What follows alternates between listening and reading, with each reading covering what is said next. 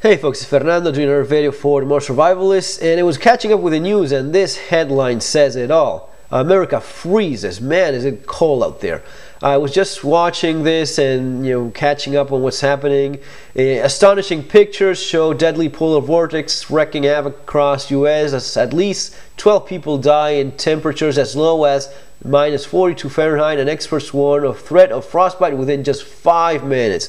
When it's this cold, that's true. Even just breathing in deeply can just hurt your lungs. It just crystallizes the tissue inside. It is no joke, and yeah, people have died. People die in winter, in extreme cold conditions, and it pretty much happens every year. It still catches some people by surprise. It's usually always the same thing. Look at this kid, 18-year-old kid, University of Iowa. I think this kid died in the hall of his school. He just didn't make it in. Maybe he slipped or something. But when it's that cold, here is pre-med student 18 freezes to death in -51 Fahrenheit wind chill. That's amazing. As another 11 people die across Midwest in record-breaking cold snap heads for the East Coast. 2 people were found dead outside their homes in Detroit, Michigan overnight. One of the things that happens a lot, again, it's always usually the same old thing.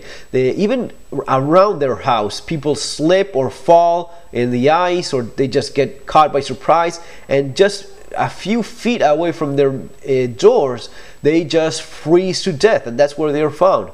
Very sad, but it happens every year. People shoveling snow, suffering heart attacks. The pictures are quite beautiful, but you have to be careful with that. Even in places like in Chicago, where people are sort of used to cold temperatures, people still make mistakes. Look at the cars covered in snow. So yeah, the advice, the authorities are just pretty much saying, shelter in place, stay put. If you can avoid traveling, by all means, do stay in your house. It makes perfect sense, not just because of you, but also because if you go out there and something happens, you're not only putting yourself at risk. Emergency response teams, people will have to go looking for you, help you, and you're putting them at risk as well. So it's not just about your own security. You have to think about others as well. Yeah, well, also fires, house fires, very typical again for winter, for storms and extreme weather conditions like these, especially in poorer neighborhoods,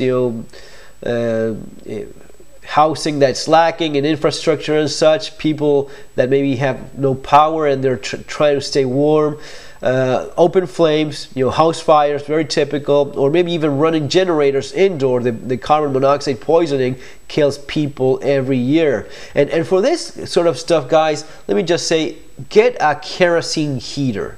Right? It doesn't matter if you like those or not. They're just fantastic for this sort of thing. I mean, I'm sitting pretty here with 62 degrees Fahrenheit. I don't even have the heat on. But you know what? I still have my 2 kerosene heaters. I love those things because when I lived in Northern Ireland, those were great things to have for emergency situations. It's just something. And getting into the philosophy here of disaster preparedness, it's something that it's self-contained, that it's completely under your control. It's mechanically very simple and very efficient.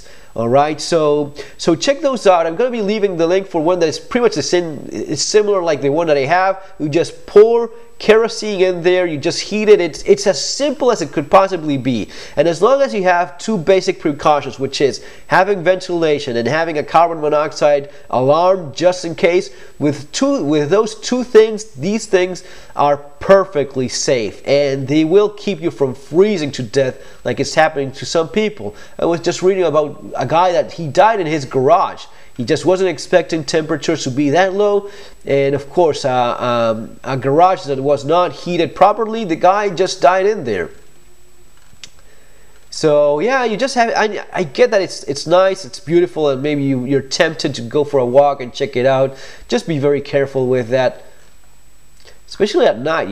Just slipping in this ice can be, Mother Nature does not screw around when it's this pissed. So, and avoid traveling. If you can stay put, it's very sound advice. I know that authorities usually get a lot of crap because they sound bossy at times, but they know what they're talking about specifically with this kind of thing. When they're telling you to just stay put, even if you know what you're doing and you're Mr. Prepper and you have your prepper car, again, house fires all the time.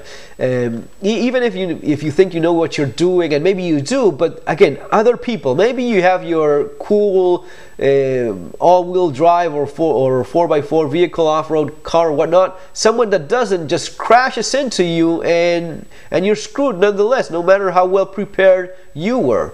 Alright, so keep that in mind. Car accidents, another common killer during these extreme weather situations. The shoveling snow thing, people poorly dressed, frostbite, like just falling, and within minutes it's going to be freezing your skin. It's going to be crystallizing. Check out, this guy is picture perfect bad idea of how to go about in this storm. So this guy is obviously in the city, in an urban setting, and he has businesses and stores, so he can get into any of these. But look at how he's dressed. He has a jacket, but look at his head. His head is completely exposed, already caked with snow. If this guy was anything, just a few hundred feet away from structures in which he could take shelter, this guy could possibly die. He's wearing jeans which provide no heat whatsoever, and he's wearing freaking sneakers. Of course he has his luggage here, so he's probably jumping into a taxi or a bus or something, maybe checking out of a hotel or whatnot.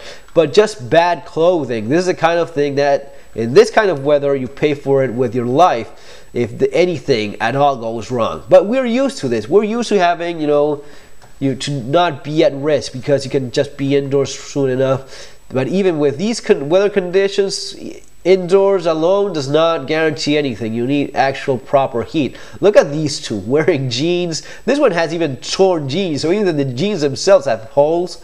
How good is that for these weather conditions? And again, just everything frozen. This is extremely dangerous. Just a bad idea to be out there. Again, the car crashes. I think this is one of the main killers during storms. People just crashing because of the weather conditions. And yet again, don't think that just because you have your pickup truck or whatnot that it does not apply to you, because check these out. This is a pickup truck here, a car. This is a big truck that just went off road. Again, one picture speaks more than 1,000 words. Pickup turned upside down. This guy is probably regretting having hit the road in spite of thinking he was kind of well prepared because of his vehicle. Just bad idea.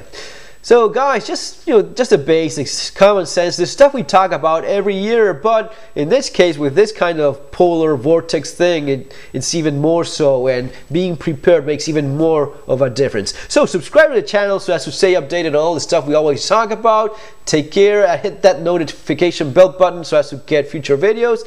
See you on our next video. Have a great day and stay warm.